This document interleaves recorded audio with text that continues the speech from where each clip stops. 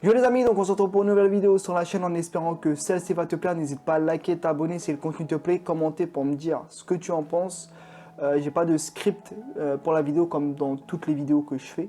Là ça va à l'improviste, ça filme comme ça, direct. Et je parle devant la caméra sans directive. Mais j'avais une petite idée, en gros c'était de vous montrer les trois choses que je fais quand je commence l'étalonnage.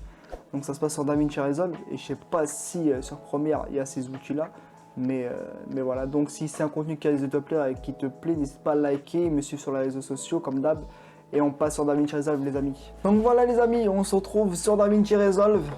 Je vais vous expliquer c'est quoi mon processus avant l'étalonnage, avant de commencer l'étalonnage.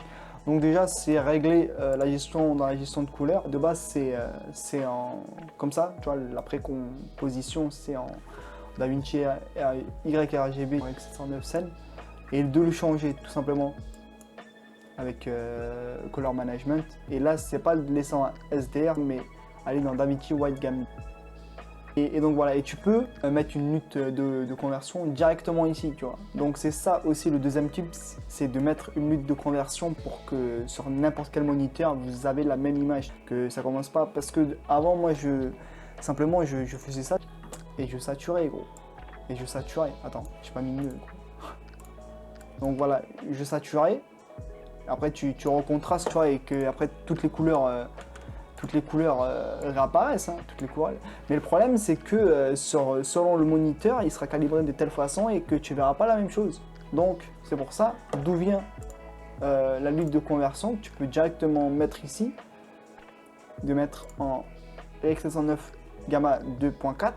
Donc, ça va recontraster, ça va donner un peu de saturation sur la saturation que j'ai mis là. Attends. Hop. Donc voilà, ça va donner des informations à l'image et tout.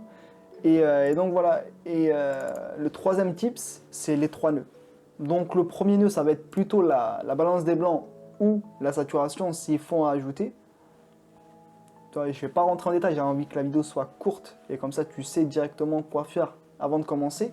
Le deuxième, ça va être la correction colorimétrique avec les roues chromatiques. Donc c'est pour commencer comme ça, parce qu'avant je commence avec le contraste en 2 et en 3 la correction colorimétrique avec les roues chromatiques. Mais en vrai je me suis dit que c'est pas logique parce que c'est un système de nœuds, c'est-à-dire que ce qui est avant ne va pas s'effacer. Donc en fait tu vas retravailler de ce que tu as fait avant pour essayer de récupérer des informations. Un truc, tu vois, je me suis dit en vrai si je mets le contraste en troisième, c'est-à-dire que ça va élargir les niveaux de nuances. En gros, ça va élargir jusqu'aux basses lumières et aux hautes lumières, les nuances de couleurs et tout ça. Et que c'est plus logique, tu vois, de faire une correction colorimétrique en deux pour que, en fait, tu le fais en fonction de ce que tu as fait au contraste juste après. C'est pas l'inverse. Donc, je me suis un peu éparpillé, mais tu as compris un peu le principe. Donc, tu essaies de faire une petite. Et donc, voilà, au moins là, tu vois, tu as une image convertie. On peut faire la même chose, tu vois, ici. Donc, tac, tac, tac. C'est déjà converti, Attends, je sais pas si c'est ce que j'ai fait ici, là. Donc, j'ai déjà converti, exactement.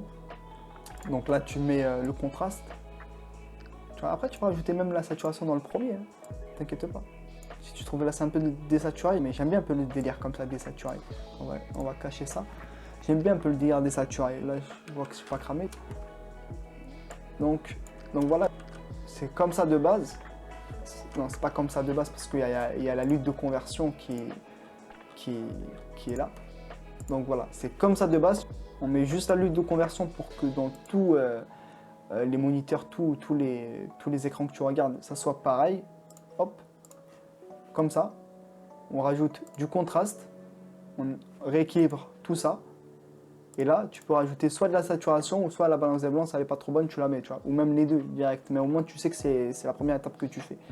Après, il y a différentes façons de faire l'étalonnage, mais c'est comme ça que je le fais. Donc là, tu peux mettre de la saturation pour redonner un peu plus de couleur parce que je trouve que c'est un peu désaturé. Donc tu vois, 175. Là, je trouve que déjà, c'est mieux, tu vois. Donc voilà.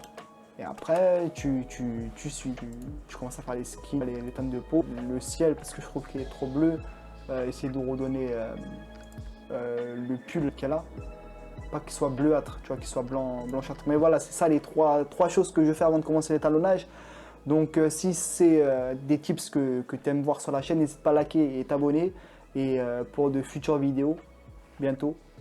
J'essaie d'être un peu régulier, mais avec le taf et les projets sur le côté, c'est un peu compliqué. Mais si c'est une vidéo qui t'a plu, n'hésite pas à commenter et t'abonner, me suivre sur les réseaux sociaux aussi et me dire dans les commentaires qu'est-ce que tu veux voir comme idée de vidéo parce que ça m'aiderait. Et donc voilà les amis, peace.